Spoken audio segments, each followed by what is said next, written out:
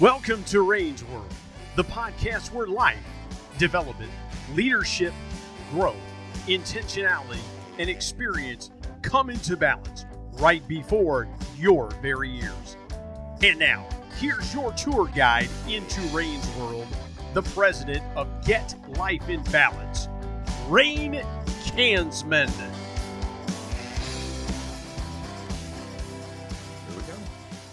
Hey, it's another episode of Rain's World, and today I have Kelli Nottingham joining me. She's a dynamic and passionate professional development trainer, a public speaker, a podcaster, and a business coach with 15 plus years in training and coaching across the US, Canada, and the Caribbean. She excels in developing complex ideas into engaging training content and delivering that content with an energetic and down-to-earth sensibility that gives participants both the capability and motivation to progress. And I could tell you, I've witnessed that firsthand. Kelli and I have worked together. She does host the Career Speakeasy podcast. You can find that at www.kellinottingham.com/podcast. And she has the honor of working with thousands of leaders at national conferences in medical, corporate, and industrial environments, and collaborating with individuals to create and maintain lasting changes in their career and personal lives. Kelli holds a BA from Duke University and a master's degree from the University of Colorado Boulder, along with numerous professional certifications, including DDI, True Colors, Change Cycle Management, and CTA-CC coaching certification. You can learn more about Kelli at www.kellinottingham, like the sheriff.com, right? Yep, and it's Kelli with an I, just because my mom had to be a little different. It was the 70s. What are you going to do? That's right. And I think you can get that. I think her name shows up there on the screen, so we'll pick that off. But absolutely. Kelli, welcome. And today, your topic is around change management. So why do you feel that change management is such an important topic today? Oh, yeah. Well, I would say that most of us are aware that we've gone through a little bit of change over the past year or so, with COVID going on. But long before that, we see this speed increase in technology. I think that's a lot of what's driving change nowadays. Globalization of business is driving change nowadays, and it's happening at such a fast speed that it's becoming critically important for people to be able to not only handle change and sort of manage it, but to really be able to piece together how they're going to work with change effectively, so that they can move through the change without it disrupting the way that they work, the way that their businesses work, and the way that their teams work. And I think it's just going to continue as we continue to see technology move faster and faster and faster. So, yeah, it's a great point. I remember an analogy by a presenter, and he was talking about, used to be, I'd just keep up with the change, it'd move and it change, and then pretty soon and you just can't keep up. You're running. Well, and all of these companies are all running in different directions. And I think this is one of the fascinating things right now, is trying to hedge your bets enough when you see change coming to try to figure out, like, which way might this go, so that I can be ready when it happens, because we know that something's going to happen. We know that something's going to change, but we don't necessarily know which direction it's going to go. I was reading an article a couple of days ago that I found somewhere, I think on LinkedIn maybe, and I thought it was really interesting. Something that hadn't occurred to me at all was that with everybody moving to doing much more of their work online, and as we continue to see that potentially in kind of hybrid work situations, people expected at first for Skype to be the go-to technology platform, right? Because Skype was already on everybody's computer that had Windows.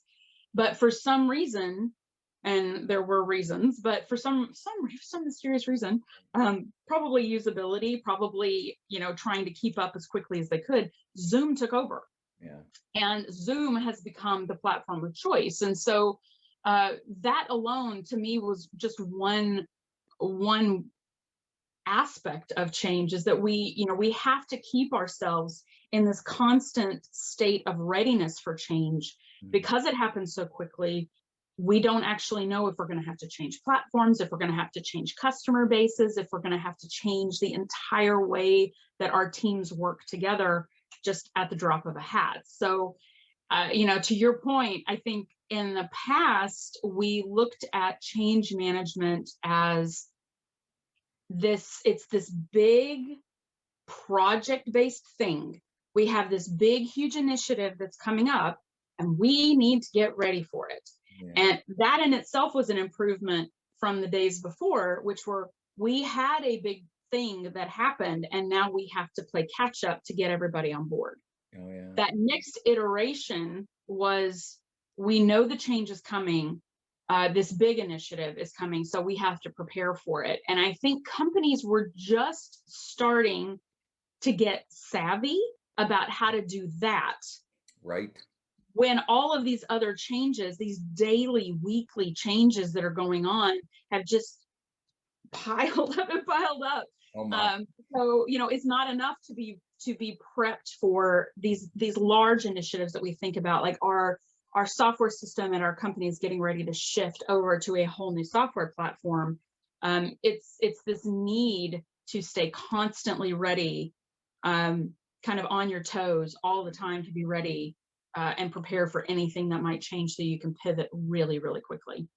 Wow. Yeah. And that's, again, why we're here, right? So yeah. What's the biggest lesson you learned in your career when talking about change? Whew. So I'm going to take this one in two aspects, because okay. You know me, Ramin, I can't not just do one thing. Yep. So I think for in two respects, I think for the first is organizationally, what I've seen in companies dealing with change and in the change initiatives that I've been involved in, is that a lot of times companies don't understand or don't appreciate how much they need to communicate to their associates, and how much leaders need to communicate to their associates. And this is two-way communication. I think a lot of times with companies, one of the biggest pain points that I have personally seen and I've personally dealt with in dealing with change within a company is that communication will come from the top down. Yep. And say, we are doing this thing. Yep. So everybody get ready. And then the change is rolled out and the communication completely stops. Right. That communication, first of all, needs to happen repeatedly, right, as people try to adjust themselves and their lives to the change. But it also needs to come from the bottom up. So listening to what's going on with the group, listening to your associates, fielding concerns that they have, listening to the anxieties or concerns that they have, and seeing those as questions that they're trying to get answered for themselves. I think that gets missed a lot in the experiences that I've had in dealing with change. And employees a lot of times will feel like they're just shouting into the wind. It's like, I'm seeing this concern, or I don't understand what's happening, and nobody's talking to me. They're just sending out this mass email to everybody saying that this is happening. So I think that's one thing that I know I have dealt with, because I am a big picture person. I like to understand kind of right. the ecosystem right. of the change. The second aspect, and this is for me personally, in dealing with change, I realized that I really sometimes struggle with letting go of control. Yep. And that it takes, I tend to think of myself as like, ooh, I love new, I love exciting. Right. I love change. I'm great with change. Mm-hmm. Until it actually comes and I have to give up something that I like or that I'm comfortable with. And I personally find that I get frustrated and I get stuck for a really long time being frustrated with having to give something up. Okay. And that has been something for myself that I've had to become aware of as I deal with change, because especially if you're dealing with these inner emotions and these inner Right. frustrations or depression or anxiety or whatever, Mhm. and you're also trying to lead other people through the change, they're going to pick up on those emotions. And so I could feel that my frustration level and my inability or unwillingness to just kind of let that go, let that Right. change go, it was impacting the people around me, and I didn't realize it at first. That sort of negative energy that I had Right. was creeping out and affecting the people around me. And so I had to become really, really conscious of when that was coming up and spend some time with myself, asking Right. myself, like, what is it about this that's bothering me so much? Why am I so resistant to this? What can I do to get myself through that set of emotions? Behind closed doors, Right. so that I wasn't affecting the way that other people were viewing the change, who might have even been excited about it until they saw me being like grumpy Gus in the corner, like, I don't think this is going to work. Yeah. And then they're like, oh, maybe it won't work. Okay, maybe I do need to be worried about it. So, and I know a lot of leaders, especially if they're, you're finding out about the change at the same time as your employees are, Right. or you don't have all the answers and your employees are asking you questions and you're like, I don't know either. I don't know. That frustration or that anxiety or that concern can sort of bubble over out of Yeah. us, and it will infiltrate the team. And so that's we have to really approach change. And this is something that I really had to focus on. Is I have my private stuff that Right. I'm dealing with, Yep. and I have my public leadership face Mhm. that I have to manage. And not to say that you should just Yeah. Yep. smile and be happy the whole time, or rah team, Yep. but understanding appropriate ways of saying, I have some concerns about the change too, or, I've been a little worried about this. Let's gather some of your concerns together and I'm going to go find the answers for you. So that it humanizes you, it helps your associates feel heard, but it also helps them feel like somebody's at the helm of the ship, Right. driving through Right. this change. So, wow, you raised three big things for me through there, and thanks, Kelly. Great self-awareness on your part, because I do think that we as leaders need to be able to embrace the change, or at least understand the change, or because change is going to happen whether Yeah. we're there or not, right? Yeah. And so we can either get run over or we can figure it out. But for your team, I love that, um, how we show our acceptance or resistance to the change for our team, and be real about it, be transparent about it, right? The other thing that I think uh, there are times, as you said, a lot of times change is handed down, right? And then the communication stops. I love that piece, because you and I have both been on the forefront of making changes, coming up with ideas. And I Mhm. think a person who's doing that has thought about it for so long ahead of time. We just think that everybody's in the same place we are Oh yeah. mentally, right? Oh yeah. And we're down the road. Oh yeah. And if we don't explain what we've gone through to get to that, Mhm. and bring the people to at least that point, um, we can be in trouble. So Mhm. understanding where we are with the change, I think, is a great starting point for the last question I have for you. What are some other key takeaways for leaders who want to manage change more effectively? Communicate, Yeah. communicate, communicate. And to your point, communicate way more than you think you're going to need to. You're going to be sick of talking about it. Mhm. You're still going to need to talk about it. Yeah. Because to your point, when you, for some reason, I don't know why this popped into my head, when you just said that about, the people making the decisions have gone through this long process, and then the change appears to the rest of the team just sort of out of the blue. For some reason, that reminded me of Crystal Pepsi. Do you remember Crystal Pepsi when it came out? Okay. So this was one of the, I don't know why in the world this popped into my head, but it was one of those decisions, just like, why would you even think that this is a good idea? Right. You know that somebody in a boardroom had been thinking about that and planning through that and processing through that change and discussing it and testing it and testing it and testing it for months and months and months. And then all of a sudden it's out in the public and everybody's like, what is this? Yeah. What is this thing? I don't even why would you do this? I don't understand where this is. And I think a lot of times that is the way that change feels to our people. We expect suddenly that everybody's psychic, that they understand where this all came from. Yeah. We expect also for our teams to accept the change immediately or really, really quickly, when it may have taken the people making the decision a long time to get to the point where they were ready to accept that change. Right. And so I think sometimes we forget that that happens, that our process maybe took a couple of months before we were ready to really embrace the change. But then we turn around and expect our teams to accept it in 2 days. Like, okay, here you go, it's done, here we go, we're moving, and you guys should be super excited about it. And then you don't understand why they aren't super excited about it. So, understanding people deal with change in different ways. Right.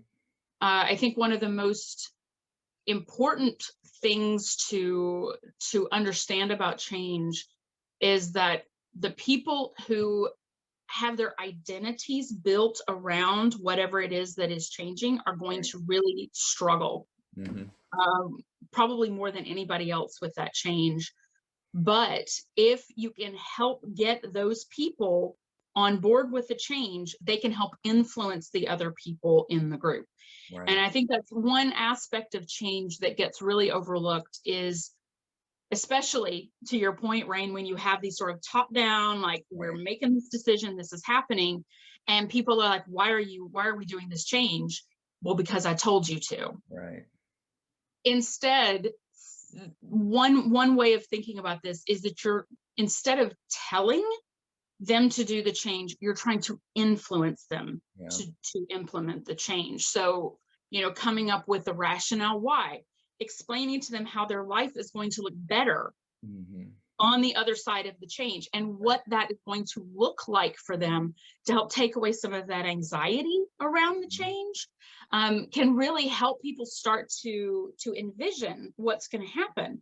Because that's really what's so rough about change for the most part, is it's scary because we don't know what the future is going to look like. Yeah, I know. So if we can help them to understand what that future is going to look like, maybe even gasp, what a concept, let them actually own part of what the future is going to look like and help build it, then they're going to be much more accepting and much more able to kind of process through all of the emotions that go with change a lot faster and more effectively.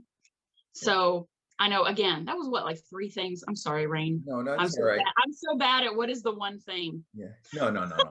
And that's fine. So one piece right there, I think that was really important, I want to bring back out, is the fact that if you give people control of something that you can give them, I think it would help resolve the piece you talked about, where, I love change until I forget that I'm losing control of something, right? Right. Absolutely. I think I saw a poster said people don't mind change. You just don't like being controlled versus having some control. Wow. So someone like me, who I like my routines, right? I like to know, okay, down the road, this is where I'm going to be kind of guy, right? So I'm not a huge, but I've been through in my years of business, a lot of change. And I lived, right? And I think those kind of things that have been examples that helped me when somebody went, Rain, remember when you went through that? How did that, what happened at the other side of that one? Yeah. That's right. But when you're in the moment, right? And all that Yeah. stuff that you used to know is going away and you're It's changing. gone. Yeah. It's completely gone. Yeah. And, and I think that that idea in itself is really useful for leaders if you're getting ready to go through changes again. Mhm. It's worth it to take the time to actually go back with your team and think about the last changes that you've gone through Right. and I've heard project managers call it a postmortem. I know some people think that's really morbid.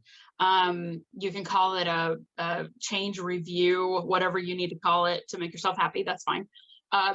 But basically kind of pulling apart what happened in the last change that your team went through and so what were the issues that we faced the last time?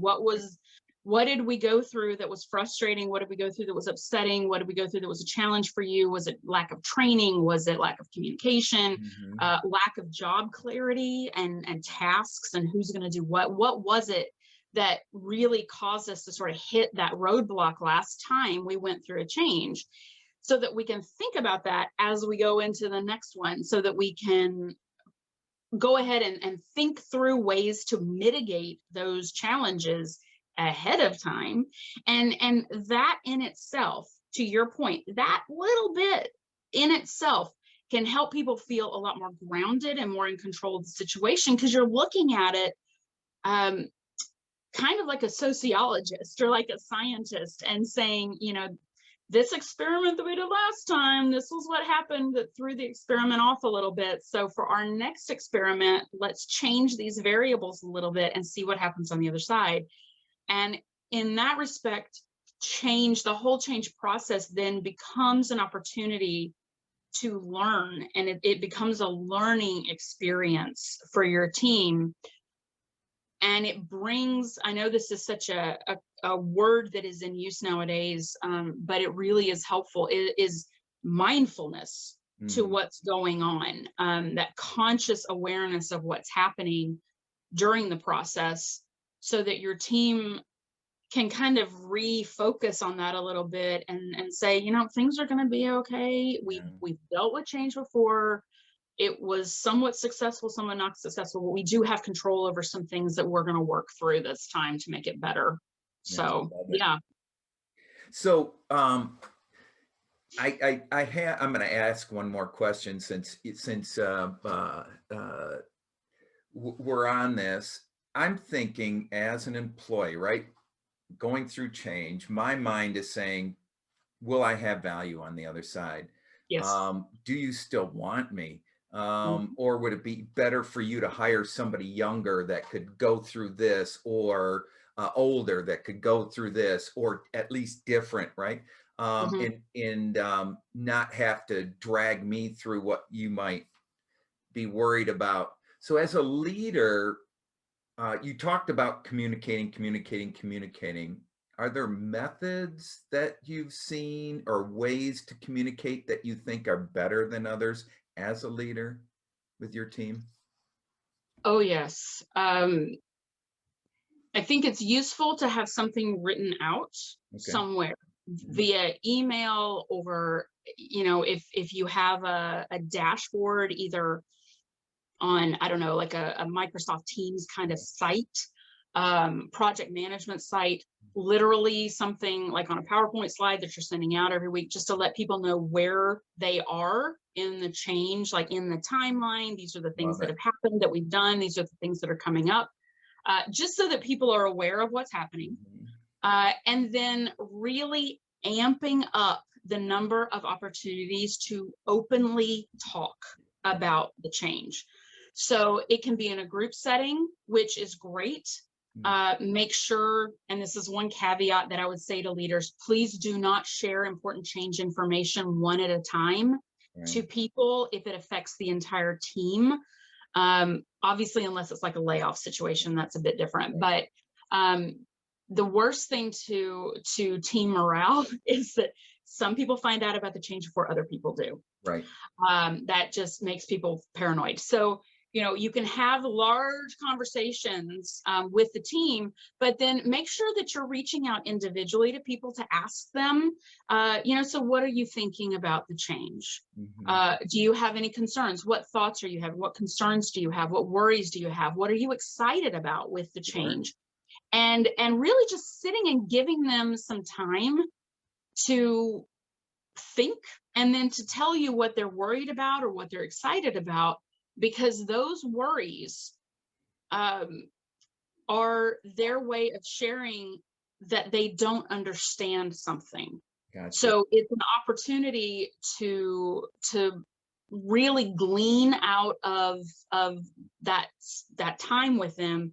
And like, okay, I'm hearing this worry from 4 different people on my team. So obviously I haven't either answered this question, or it hasn't been clear enough to them that this is what's happening. I think that to your point too, as you're working with these people one-on-one, is to help them to understand that they do have value on the other side. And what they can look forward to in the future, maybe as development or as career growth on the other side.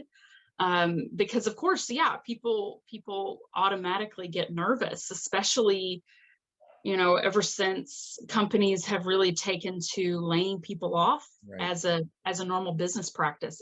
I've been laid off 3 times in my career. I know you've dealt with that too. And, it's become so normalized now to get laid off that's immediately where people's minds go. So if you can confidently reassure them that that's not going to happen, then confidently reassure them that that's not going to happen. That's huge. Yeah. So Kelli, thank you. It's you. been delightful, and you did add value to my program. Thank you. Thank you for having me. This was great. This was very fun. Well, we'll have to get back together for another one at some point. I would love that. All right. Well, thank you. This is Kelli Nottingham again. You can find out her stuff at www.Kelli with an I, Nottingham as in the sheriff.com. Yep, that's me. All right. You have a great day, Kelli. Thank you. You too, Rain. Bye. Bye. This has been another leadership lesson from Rain's World.